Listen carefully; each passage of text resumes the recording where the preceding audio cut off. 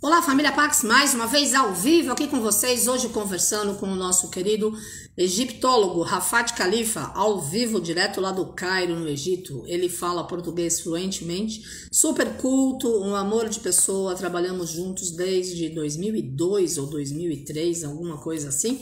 E hoje ele vai estar falando sobre magia de Luxor. Existe lá o templo de Luxor e Karnak, no Egito, ao longo do rio Nilo. E o templo de Luxor, inclusive, é o templo da maestria, da ascensão, da vitória da humanidade, né? E o Egito tem brindado a humanidade com vários desfiles, fizeram a inauguração de 2 museus o ano passado, aliás, de um museu o ano passado, depois inauguraram a Avenida das Esfinges, que une o templo de Luxor com o templo de Karnak, e aí que hoje ele vai estar falando sobre exatamente a magia de Luxor. Oi, Fernanda, oi todo mundo que está aí. E vamos nós nas energias da força maior da luz, né? Estou aguardando o querido Rafat entrar para que a gente possa começar a conversar. Lá no Egito, acho que são 10 horas da noite, né? Ele entrou 2 semanas atrás e disse que a diferença do fuso horário era de 5 horas. Então, família Pax, já estamos, daqui a pouco acaba fevereiro, março, o ano tá indo muito rápido, tá? O tempo tá indo muito rápido, né? Por isso mesmo precisamos ver o que é que nós estamos fazendo de nossas vidas, de nossos minutos, de os nossos instantes e da nossa realidade. E é fundamental que a gente possa estar buscando esse nosso propósito a partir da energia do nosso poder individual e da luz máxima que faz com que nós possamos estar aí reconhecendo e querendo viver e criando momentos felizes, né? Nós aqui da Pax estamos tentando o nosso melhor desde o início da pandemia, desde 28 de março de 2020, a estar com vocês todos os dias, às 15 horas e depois às 17, aqui às 17, conversando com profissionais que têm a ver com a história da Pax. Então hoje a gente conversa com o querido Rafat Khalifa, se Deus quiser, ele entra no futuro próximo. Eu dei uma olhada aqui no celular, mas eu vou ligar de novo para saber se tem algum recado ou algo parecido. Mas ele deve estar entrando aí a qualquer momento, né? Não sei como é que está o sinal de internet lá para o outro lado do planeta. E essas mudanças planetárias, todas que estamos vivendo, né, família Pax? São muitas energias que estão aí à nossa disposição para que cada um realmente possa reaprender a caminhar, renascer e reconhecer as possibilidades de mudança consciente. Então, vamos lá fazer a nossa parte, né? Nos transformar nos melhores seres humanos possíveis a cada dia, para que a gente possa realmente criar uma vida melhor e um mundo melhor. Olha, ele leu a minha mensagem, mas ele não respondeu nada. Então, eu acredito que ele já esteja aqui, né? Vi uma luzinha de não invasão na Ucrânia. Opa, é mesmo? Nossa, que sucesso. Eu nem tô acompanhando. Hoje eu não liguei nada.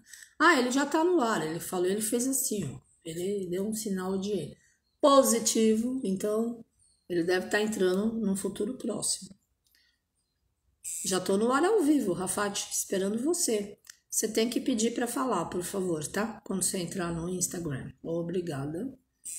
Então ele já tá aí, que bom. Vamos rezar muito, né, Fernanda? Essa história toda de... Ah, o Rafat já tá aí, ó. É que aqui a internet tá bem devagar. Pronto. Vamos dar para que ele possa nos brindar com todo o seu conhecimento, a sua luz, a sua energia, com a energia de magia de Luxor. Bem-vindo! Tudo bem, Rafat? Oi, Carmen. E aí? Tudo bem, você? Tudo ótimo, vamos lá. Tá muito frio hoje? Frio. Frio. Eu sou mais friorento do que o normal também, esta é outra coisa. Eu gosto mais do sol, do verão, do calor, né? Mas aí no deserto o frio nunca foi tão frio quanto agora, né? Porque esse ano já nevou, já tá acontecendo tudo, né? Frio, não. O Egito, o Egito tem frio. Não. O inverno do Egito é frio. A temperatura normal todo ano é por volta de 18, 16 durante o dia, 12, 13 à noite. Estou falando da maioria das cidades do Egito. Agora, esse ano é diferente. Esse ano a temperatura mínima chegou a 6 6? no Cairo. Boy. 6 no Cairo. Chegou a nevar em Alexandria e Hurghada, a capital do Mar Vermelho. Então, Nossa. esse ano o inverno aqui é muito diferente, não? Eu não sei o que está acontecendo no Egito e talvez no mundo todo, Hum, né? Essas mudanças climáticas. Inclusive, tem muita chuva em lugares onde nunca choveu. é. É, eu não sei o que está acontecendo. Também vamos ver o que vai ter no próximo verão, daqui a poucos meses, né? No Egito vai ser verão, vamos ver como vai ser a temperatura. Se vai ser um verão diferente também dos outros ou vai ser igual, não sei. Vamos aguardar, né? Mas Tomara que é, não mas é, seja também. Não pode ser muito quente, senão ninguém aguenta ficar aí, né? Porque aí a temperatura sobe muito.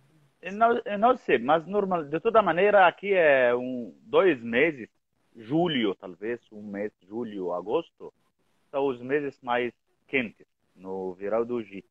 Agora, os meses antes, depois, são mais pacíficos, né? Uhum, Mais calmos. muito bom. Muito bom. Vamos lá, vamos falar sobre a magia de Luxor. Adorei o tema, maravilhoso. Bom, Luxor é a cidade mais rica de história do Egito. Quando se fala do Egito, se fala da civilização antiga, do Egito antigo, da história dos monumentos dos faraós, etc. E quando se fala de Luxor, é capital disso tudo. É a Uhum, cidade mais importante dessa história, desses monumentos e dessa civilização antiga. Cidade de Luxor. uhum. Estamos falando de uma cidade que foi capital do Egito antes da capital de agora, que é o Cairo. Estamos falando de uma cidade hoje que tem apenas 1 milhão de habitantes. E a capital do Egito agora é o Cairo, que tem quase 18 milhões de habitantes. Nossa. O Egito passou por várias cidades capitais. Então, nós temos agora Cairo. Antes do Cairo foi Alexandria, capital do Egito, na época do Alexandre o Grande. Uhum. E antes dessas cidades cosmopolitas grandes, Cairo e Alexandria, tinha Mênfis, capital no Egito Antigo, e tinha também Luxor. A cidade de Luxor se chamava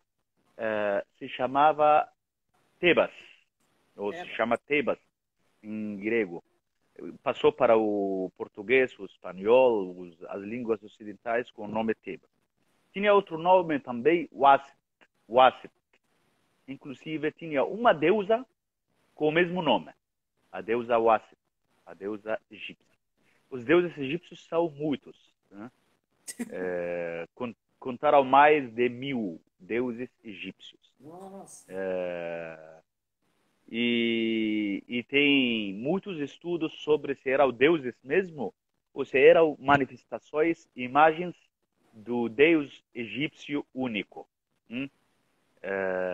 E entre uma teoria e a outra tem muita discussão entre os estudiosos e os historiadores. Uhum. A cidade de Luxor é uma cidade muito rica de monumentos e de história. Os monumentos e a história dessa cidade foram montados durante mais de 3.000 anos de história.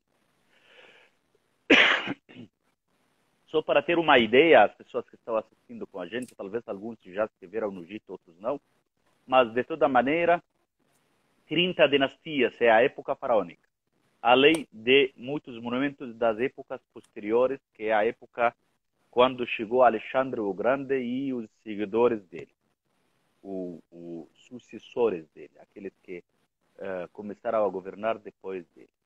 As 30 dinastias deixaram muitos monumentos, deixaram muitas obras.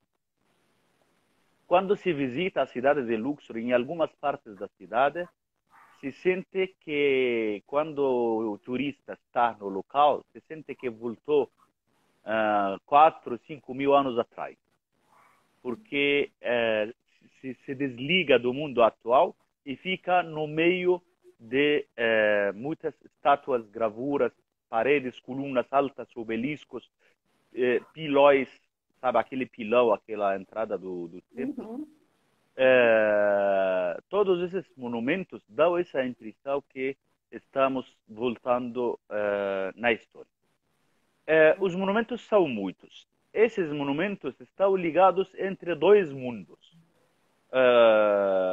Primeiro, a vida mundana, a nossa vida de agora, que teve os templos onde os deuses egípcios estavam, onde era para as orações, o local ou a casa dos deuses, que são os templos, equivalentes mais ou menos às igrejas dos católicos ou evangélicos, as mesquitas, os lugar do culto, né? Então, os templos no Egito Antigo, nessa cidade de Luxor, fazem parte importante dos monumentos. Entre esses templos é o Karnak, os templos de Karnak, uma área muito grande, onde tem vários templos no mesmo espaço. O templo principal desse espaço é o templo de Amon, o deus Amon. O deus Amon, o nome dele significa o oculto, o escondido. Amon é o nome dele, o nome desse deus. Se acredita que foi ele que criou o universo inteiro. Uma das teorias da criação do mundo, os habitantes da cidade de Tebas têm orgulho que ele é o Deus criador. Foi ele que fez a criação do universo inteiro. Amon, o Deus Amon. Entre os outros templos, que podemos falar depois com detalhes de qualquer desses templos que você pode escolher à vontade, como o templo de Karnak, por exemplo, o templo de Luxor, outro exemplo, o templo de Medinit Habu, outro templo, o templo de Ramsium. Esses são os templos mais importantes da cidade. Agora, além dos templos, a cidade de Luxor tem também algumas áreas monumentais, que algumas foram como cidades, casas dos trabalhadores, onde viviam, onde moravam, onde trabalhavam e voltavam para dormir. Então, são cidades históricas que descobriram. E tem também os túmulos, os cemitérios, que para os egípcios da antiguidade não são túmulos para um enterro, para a mortalidade. Porque os egípcios tinham, após a morte, duas coisas. Tinham a mortalidade e a imortalidade. Sim. Os egípcios não tinham morte, essa coisa de quando vou morrer, vou ficar enterrado, vai acabar já a minha vida de vez. Isso não existiu na crença e na religião dos egípcios da antiguidade. Os egípcios acreditavam que após a morte tem eternidade, imortalidade. E para conseguir isso, tem que obedecer aos deuses. Daí podemos dizer que a base da civilização egípcia é a morte. Que é a morte, graças à morte, que conseguimos ter uma civilização avançada. Que os egípcios faziam tudo com perfeição, com moralidade, para evitar aquela mortalidade após a nossa vida de agora. Então, essa é a filosofia que os egípcios tinham. E por causa disso que fizeram muitos lugares nessa cidade, capital, Tebas, Luxor, muitos lugares monumentais fantásticos. Desses lugares, com certeza, o Vale dos Reis, onde tem as casas da eternidade, chamados hoje em português túmulos, as casas da eternidade dos faraós. Então, nesse local onde tem os túmulos dos faraós. Descobriram até hoje 63 túmulos no Vale dos Reis. Esses túmulos, para as pessoas que nunca estiveram no Egito, para ter uma ideia, não é uma fossa, não é um local de 2 metros por 2 metros onde tinha o corpo do faraó. Não é assim, não. Era como se fosse uma casa mesmo. Quando entra no túmulo, é um espaço de quase 3 metros, às vezes 4 metros de largo, altura de 6 metros, 8 metros, 10 metros, depende de cada um dos faraós. A profundidade às vezes chega a 60, 80 metros, 100 metros. E ainda dizem que muitos desses túmulos podem descobrir mais de profundidade, mais atrás das paredes, porque eles às vezes faziam a parede para dar a impressão que é o final do túmulo, mas na verdade foi apenas uma barreira para esconder outro espaço de túmulo atrás dessa parede. Às vezes faziam até na parede o que nós chamamos uma porta falsa. Nos monumentos, no mundo monumental, uma porta, parece uma porta de decoração, mas na verdade, às vezes é uma porta para abrir mesmo e às vezes apenas uma decoração. Mas de toda maneira, os túmulos são muito grandes. E esses túmulos por dentro, as paredes desses túmulos se consideram como um patrimônio monumental, cultural muito importante. Porque registraram nessas paredes muito do conhecimento deles, muito das crenças deles, sobretudo. Inclusive os livros sagrados. Sabe aquela coisa que nós temos na Bíblia, que temos o Gênesis, por exemplo, um livro, que temos o Levítico, outro livro, etc. Então, são os livros dentro da Bíblia, são livros sagrados como capítulos, né? Aí, para os egípcios, tem livros sagrados também. E desses livros, tem um que se chama o livro de Amduat, que significa aquilo, Amduat, aquilo que existe, aquele que está escondido, aquele que existe mais longe. Né? Amduat, esse é um livro sagrado dele. Tem um livro que se chama o Livro das Portas. Então, esses livros, que quase são 10 livros, os livros mais importantes, contam tudo o que existe, segundo a crença dos egípcios, no mundo após a morte. Conta que a noite é uma luta para cada um de nós que se converte num Deus para lutar, para conseguir a imortalidade, para conseguir a eternidade. Tem que vencer a escuridão, tem que vencer o mal. Então, quando a pessoa morre, tem que lutar contra as trevas, contra a escuridão, para chegar à luz. Na verdade, eu, você, Carmen, qualquer das pessoas que estão assistindo esse nosso encontro, qualquer ser humano, para os egípcios, é um ser que se converte em Deus depois da morte, para lutar contra a maldade, para lutar contra a escuridão. E o momento de vencer o mal, o momento de realizar a vitória, este é o momento do nascer do sol. O sol é Deus. O sol é Deus. Então, o pôr do sol é o pôr do Deus Ra, o Deus famoso disco solar, né? Quando é o pôr do sol, significa a ida desse sol para outro mundo. E quando esse pôr do sol acontece, é a nossa morte. É quando morre cada um de nós. Então, cada um de nós, quando morre, se converte num pôr do sol, se converte num Deus. E aí, os tempos após a morte são os dias, são as horas, são as fases da passagem desse sol, desse Deus, para voltar a renascer de novo. Então, a nossa ressurreição acontece exatamente como acontece o renascimento do disco solar para renascer em outro dia, de novo voltando à vida. Então, tudo para os egípcios da antiguidade dava volta ao redor dessa filosofia. Inclusive quando, por exemplo, numa imagem simbólica na entrada do templo de Luxor, templo maravilhoso que você sempre gostou, aquela imagem de Ramsés II na entrada do templo, ele com uma flecha, uma arma, assim, como uma flecha, se chama?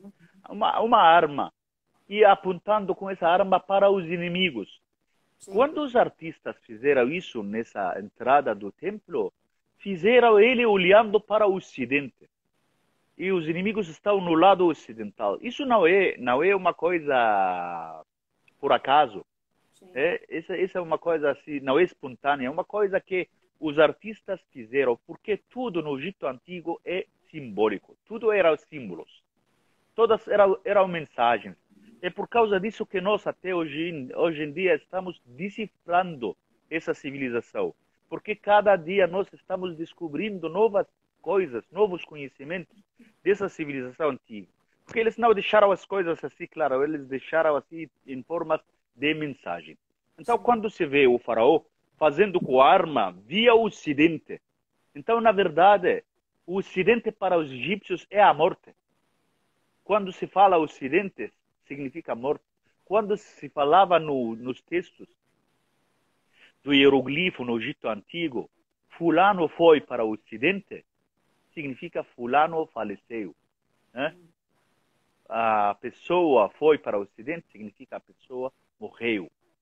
E, inclusive, às vezes falava, quando a pessoa era importante, como o faraó, falava o falcão voou para o ocidente. Isso significa o faraó faleceu. Porque o falcão, na verdade, era Horus. E Horus, na mitologia egípcia, é filho de Osíris e Ísis. E aquele que teve o direito de reinar, de governar. Né? E por causa disso que todo faraó, durante a vida, era Horus. E todo faraó, após a morte, era Osíris. Porque Osíris foi ele que deixou esse mundo opcionalmente, deixou esse nosso mundo mundano opcionalmente, para ser o rei do outro mundo. Então, o rei do mundo daqui quer ser rei no outro mundo de novo. Então, o rei do mundo daqui é Horus. E o rei do outro mundo após a morte é Osíris. Então, todo faraó é Horus aqui e Osíris lá naquele outro mundo. Isso, na verdade, foi na época dos impérios das pirâmides, que se chama Império Antigo e Império Médio, onde descobriram muitos textos dentro dessas pirâmides, se chama os textos das pirâmides. Então, eles descobriram que nesses textos, o único que se convertia a Deus era o faraó. O único que virava Deus após a morte para ter a eternidade era o faraó. Porque, na verdade, nessa época, o faraó era o responsável de fazer tudo para nós, tudo para o ser humano. Então, ele representava os egípcios inteiros. Ele era o responsável de dar a vida, de ter as inundações do Nilo, de ter a agricultura, de ter campos de agricultura, de ter comida, de ter a colheita, de ter essas coisas todas. E, após a morte, ele é o responsável também de vencer a escuridão, de facilitar uma imortalidade para cada um de nós. Então, cada um de nós tinha que ter a ambição de ficar no mesmo barco do faraó após a morte, para ter a eternidade igual a ele.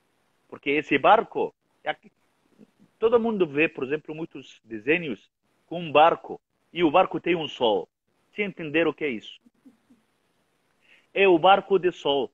É o barco que é um barco que nós não vemos, não enxergamos, que está no céu, que carrega o sol do lado oriental para o lado ocidental. É o mesmo que dá a volta, com outro nome, para fazer a viagem noturna à noite.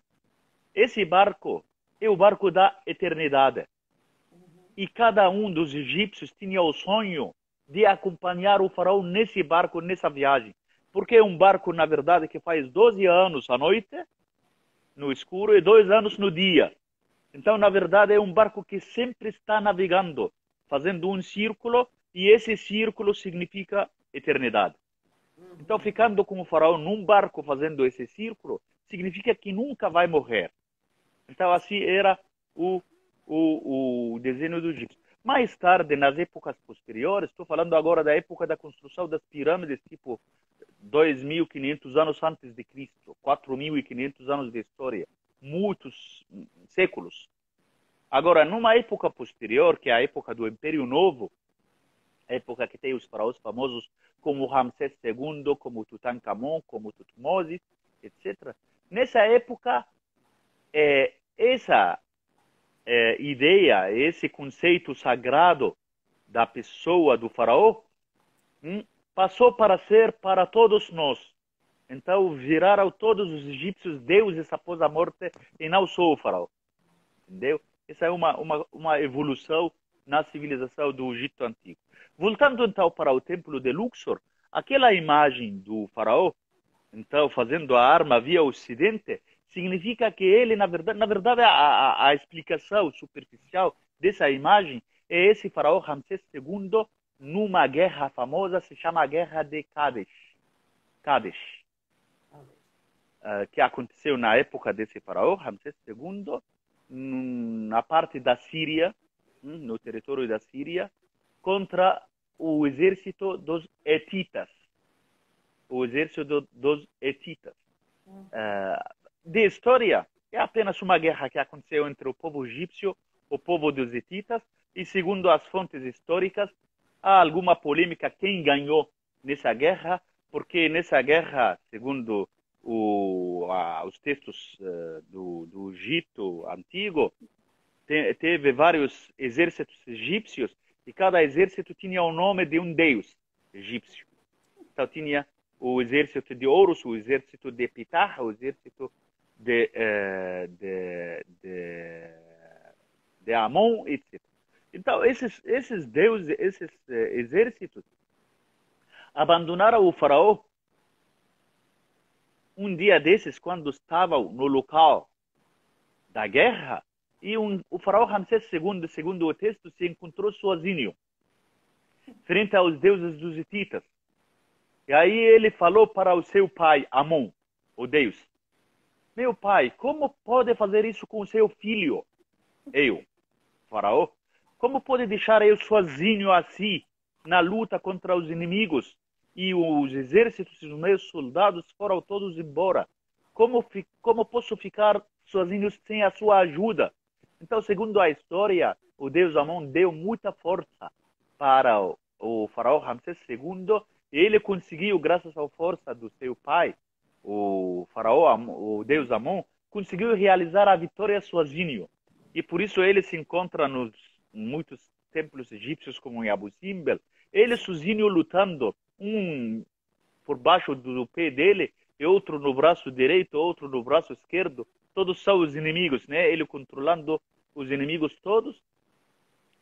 E voltou para o Egito para fazer a propaganda da vitória dele. Hoje em dia, o governo brasileiro quer fazer uma propaganda do sucesso. Por exemplo, o governo de agora, o Bolsonaro, o outro governo, o Lula antes, a Dilma. Aqui no Egito, o nosso presidente se chama El Sisi.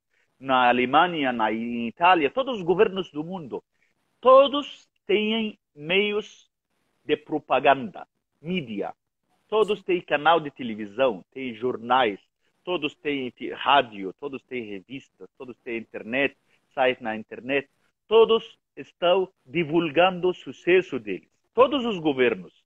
Essa é uma característica da nossa vida de agora. Naquela época de Ramsés II, não teve televisão, não teve internet, não havia rádio, não havia agora Instagram, como nós estamos falando, não tinha nada dessas coisas.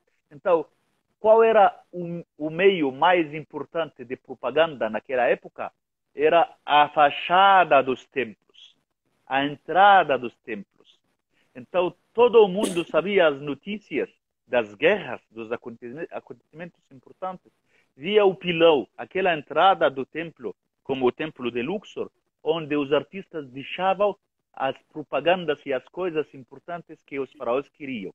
Então, essa vitória, esse faraó, com a arma dele na mão, com um tamanho muito maior do que o tamanho de todas as outras pessoas à volta dele, É a propaganda que Ramsés II fazia. Então, essa, na verdade, a imagem ou a explicação superficial disso era apenas uma guerra que é a guerra de Cádiz. Mas, na verdade, tem um conceito mais profundo além disso, que é um conceito religioso, que o faraó está, porque está olhando para o Ocidente e não olhando para o Oriente. Porque simplesmente a ideia é lutar contra a escuridão, lutar contra o desconhecido, Sim. lutar contra a maldade, etc. Então, essa é uma das coisas, dos símbolos importantes de um lugar muito importante que é o Templo de Luxor. Nesse Templo de Luxor também tem muitas salas, colunas, salas sagradas, tem o santuário importante. Eu gostaria de falar de dois lugares nesse templo, duas salas, que durante a história moderna de agora se converteram numa mesquita e numa igreja. Sim.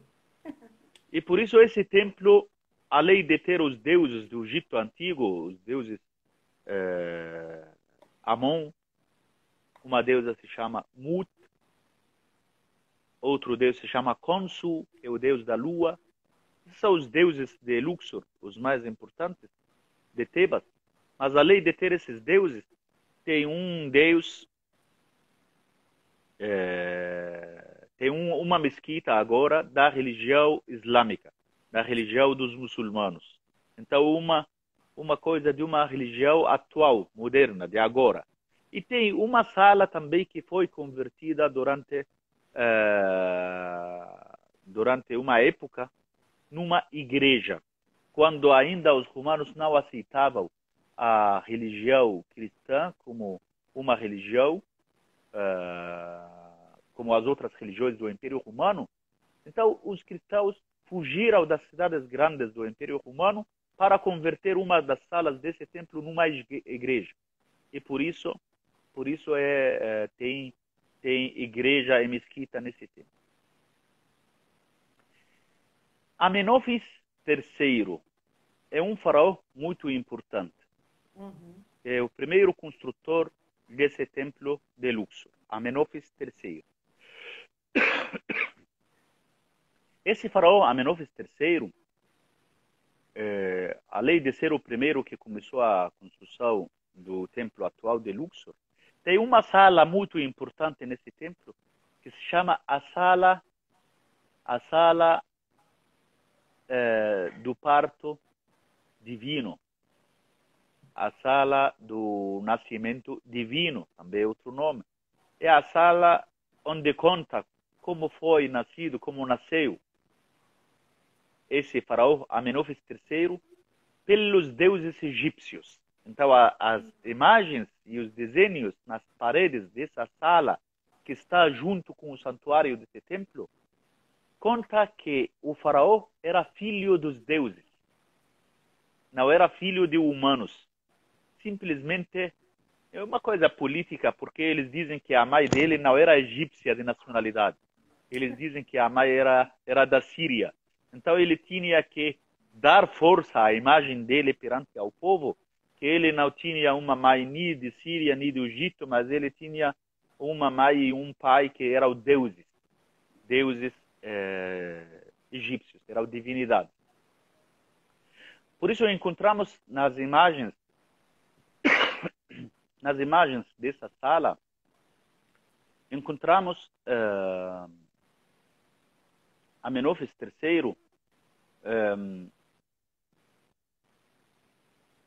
fazendo com o nascimento dele. Então, o pai dele, nessas imagens, é o deus Amon. O pai é o deus Amon. E o deus Amon, na verdade, segundo a história, segundo os textos, a mãe dele sentiu um cheiro muito bom numa daquelas noites. E então esse cheiro, na verdade, não era mais do que o cheiro do deus Amon entrando na cama dele, na cama da rainha dela. e aí ele se incorporou no pai dele, no pai de Amenófis III, e houve um contato sexual entre o deus Amon, né, e a mãe do faraó Amenófis III. Então ele nasceu como filho do deus Amon. E o deus que mandou criar o físico dele dentro da barriga da mãe, nas imagens dessa sala, o pai era o deus Renum, que é um deus criador. Não sei se você lembra, Carmen, quando eu falava sobre, numa outra vez desses nossos encontros, sobre o deus oleiro, aquele deus que criou o ser humano numa roda, hein? E fazia de barro. E quando o corpo ficava completo, ele soprava no corpo físico para entregar o espírito no corpo. Então, quem formou esse Amenófis III dentro da barriga da mãe era o Deus criador do ser humano, se chama Renum, que é um Deus cordeiro de imagem, e desenhava ele em forma de um cordeiro ou de carneiro, às vezes misturavam, e esse é um Deus oleiro, é um Deus que foi o responsável da criação de todo ser humano. Então isso na verdade, essa sala conta a história do nascimento da Amenófis III como filho dos deuses egípcios. Então esse templo é muito rico, tem muita coisa que tem a ver com as religiões atuais, o islamismo, que tem a ver com o cristianismo, que tem uma igreja, um templo muito importante de política também, porque tem a imagem da propaganda do faraó fazendo guerra contra os inimigos, na guerra de Cádiz, na fachada do templo. É um templo importante porque o templo de Luxor, essa cidade maravilhosa, tem esse templo que tem muito simbolismo da religião que os egípcios da antiguidade tiveram, né? Além do templo de Luxor e o templo os templos de Karnak, já falei sobre os túmulos no Vale dos Reis, que estão no outro lado ocidental da cidade de Luxor. Na verdade, não é só o Vale dos Reis que está nesse lado, que tem a ver com essa nossa ideia, nosso conhecimento do mundo do Egito Antigo, que é a história da humanidade, mas tem muito espaço monumental. Tem o Vale das Rainhas, tem um espaço onde tem os túmulos dos faraós, tem o Vale das Rainhas, tem o Vale dos Nobres, tem o túmulo dos trabalhadores dos túmulos. E, na verdade, nesses lugares, porque nós estamos falando do Vale dos Reis, Vale das Rainhas, é mais oficial, mais sofisticado, mais formal, sabe? Que eles faziam textos sagrados dos deuses, faziam imagens dos deuses dentro do túmulo e tal. Mas quando vamos para o Vale dos Trabalhadores, encontramos dentro dos túmulos coisas da vida de agora, coisas da vida de hoje, imagens de agricultura, imagens de criar os gados, imagens dos pássaros, como tinham. Nós sabemos que os egípcios tinham mais pato e ganso para domesticar em casa e comer, e tiveram muito pouco frango. Inclusive o frango foi importado na época pela primeira vez na história do Egito, foi importado o frango na época de Tutmose III, de Iraque. Então os egípcios, foi a primeira vez que os egípcios vieram um frango, na época dele. Então nós sabemos muita informação sobre a vida de dia a dia, hein? E o trabalho, os mercados, o trabalho das mulheres, a roupa, a moda, os vestidos dos homens, das mulheres, a roupa masculina, como era, as ferramentas dos campos de agricultura, muitas dessas coisas sabemos pelos túmulos, hein, dos trabalhadores. Uhum. E, inclusive, uma coisa importante, que quando eles descobriram esses túmulos dos trabalhadores, descobriram papiros papiros Hum. enterrados dentro desses túmulos. Olha. E traduzindo esses papiros, descobriram que eram mensagens dos vivos para os mortos. Então,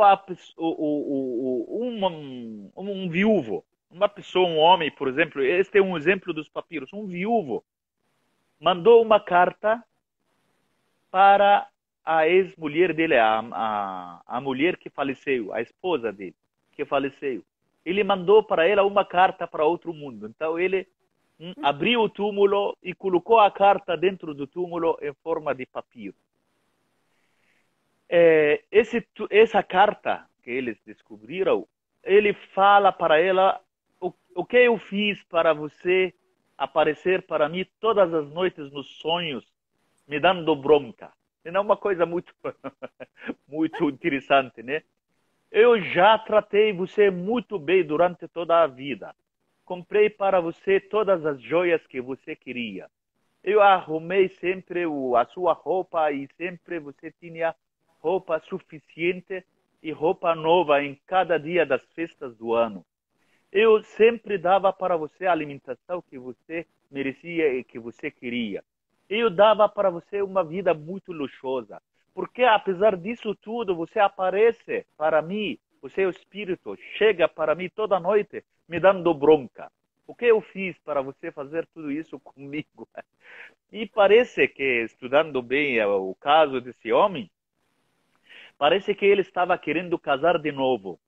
E o espírito da mulher que faleceu não estava gostando do que ele queria fazer, e por isso aparecia para ele no sonho, no sonho na vida.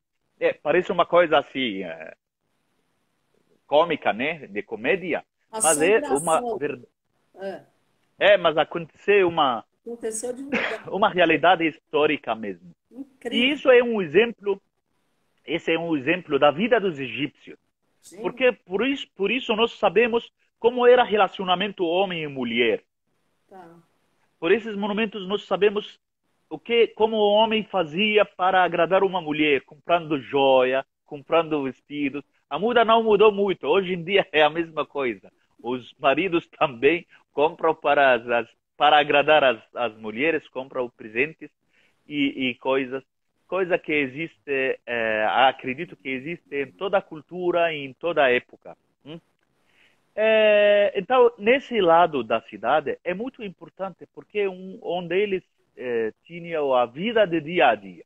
Não é um mundo oficial dos reis, que tem só os textos sagrados, os deuses, tá? O deus Ra, os papiros que têm livros sagrados religiosos, mas tem aquelas pessoas simples deram para nós, via os monumentos deles, como era a vida de dia a dia. Isso é nesse lado. Poucos meses atrás, não sei se passou pela televisão no Brasil, descobriram uma cidade inteira, que tem as casas, as ruas, aí em Luxor, na parte ocidental da cidade, onde tem as casas dos trabalhadores que fizeram esses monumentos todos. Eu não sei como andamos de tempo. Tem 15 minutos. 15 minutos. Então posso falar mais ainda. Pode falar.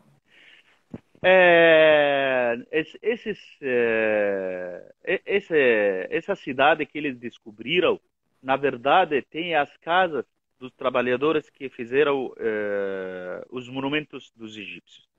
E segundo a história, eles trabalhavam para o palácio e tinham salário. O salário eles ganhavam cada 10 dias. Por que cada 10 dias? Porque a semana egípcia era 10 dias, não era 7. O mês no Egito Antigo tinha 3 semanas. Então eles recebiam o salário cada 10 dias. Pela ordem do salário, pela quantidade de salário, quanto ganhava cada um, e se ganhava, recebia mesmo no dia marcado, se atraso, essas coisas todas, nós podemos saber como era a economia do país. como era o palácio do faraó. Se tinha dinheiro suficiente para pagar os salários dos funcionários do Estado que trabalhavam para fazer os túmulos, para fazer os templos, para fazer a construção. Eles eram responsáveis das construções do país.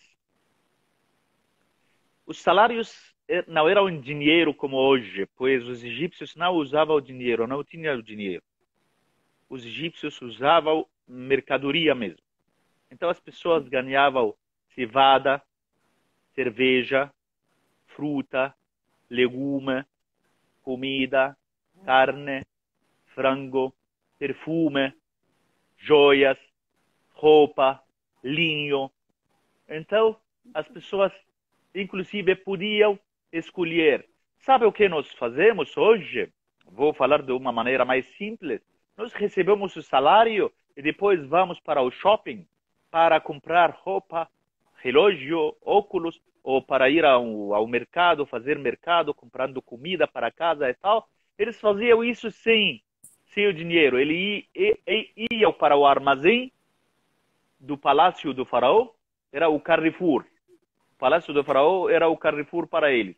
Eles recebiam desse palácio do faraó o que a família queria. Recebiam então roupa, vestidos, perfume e coisa para a mulher. Recebiam cerveja, cevada, trigo, milho, comida para a família e para os filhos. E assim a vida era. Durante a história toda, os egípcios recebiam o salário e isso era sinal da prosperidade. Porque eles recebiam essas coisas. Todos os egípcios iam para os armazéns do Estado para receber a comida e que é a troca do trabalho que eles faziam. Então isso era sinal que tinha prosperidade na maioria das épocas da história do Egito Antigo. Só que houve uma época que parece que não tinha dinheiro suficiente, não tinha muita prosperidade, não tinha aquelas inundações do Nilo para plantar todos os campos de agricultura e poder ter muita colheita e etc. Nós sabemos isso porque nós descobrimos alguns papiros que contam sobre greves. Que os egípcios resolveram não trabalhar. Por quê? Porque faz várias semanas que não estamos recebendo os nossos salários. Né? E por isso, pela primeira vez na história, encontramos um grupo de trabalhadores fazendo greves, como acontece em muitos países. Faz parte da nossa história de hoje em dia. Em muitos países, quando os, vamos dizer, os motoristas de ônibus, por exemplo, querem subir os salários deles em algum país, ou não estão recebendo regularmente o salário deles no começo de todo mês, o que acontece? Eles fazem greve. Então, a primeira greve marcada na história da humanidade está no Egito Antigo, dos trabalhadores daquela parte da cidade de Luxor, aqueles que faziam as construções dos faraós e dos reis, e que eles resolveram não trabalhar por não receber o salário. O que aconteceu nessa época é que os templos se meteram e abriram os armazéns dos templos e começaram a dar os salários dos templos em vez do palácio do faraó para os trabalhadores. Ou seja, Deus está no momento difícil, porque o templo significa o Deus.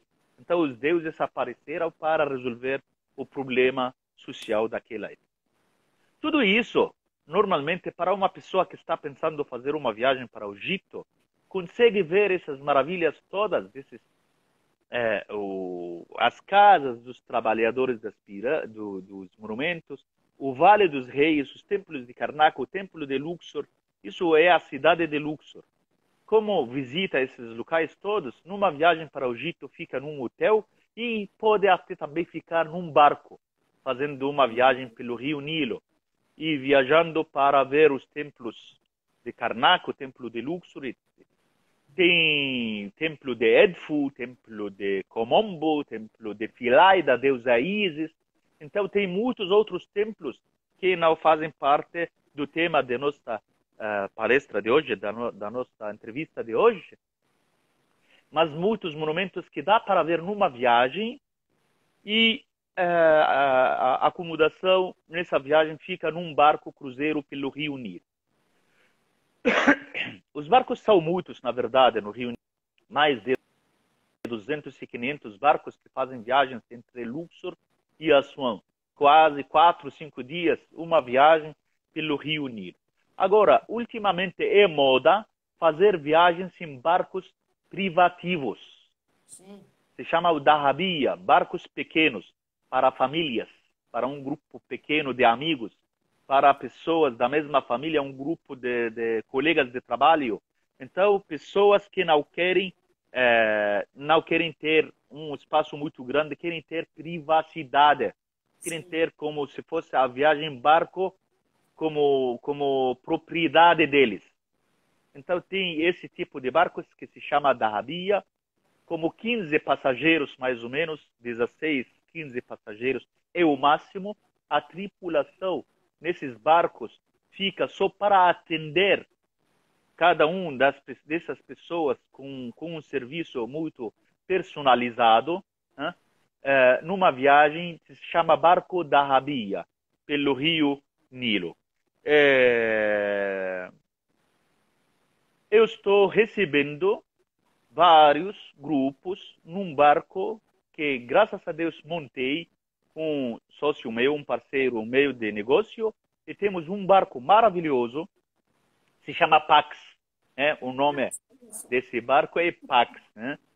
Então, tem poucos meses, não chegou a um ano ainda, é muito novo, e combina muito essa viagem desse barco personalizado privativo com a pandemia que apareceu no mundo ultimamente. Então, as pessoas ficam sem se misturar com muitas outras pessoas desconhecidas, porque quase mudar de casa, de país de origem, para o barco que é a casa da viagem, entendeu?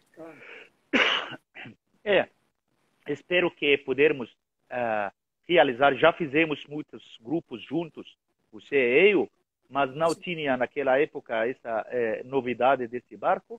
Então, espero que no futuro próximo possamos montar o nosso primeiro grupo para o Egito, conhecer as pirâmides, Luxor, fazer cruzeiro pelo Nilo, etc.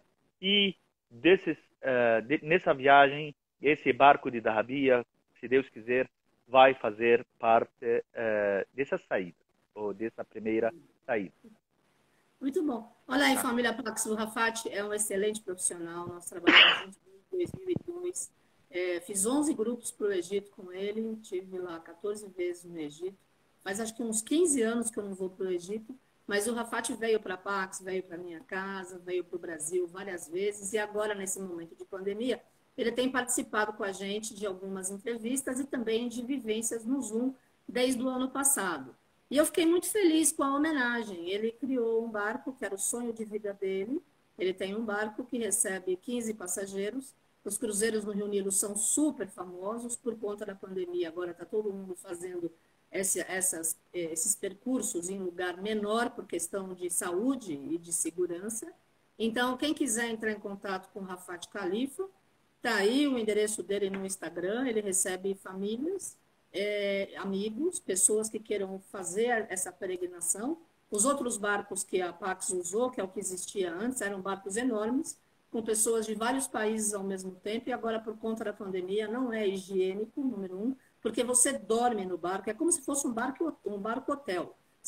São quartos, tem o refeitório, tem uma área que você toma sol, e tem uma parte do Egito que você não consegue ir por estrada, é só pelo cruzeiro do Nilo.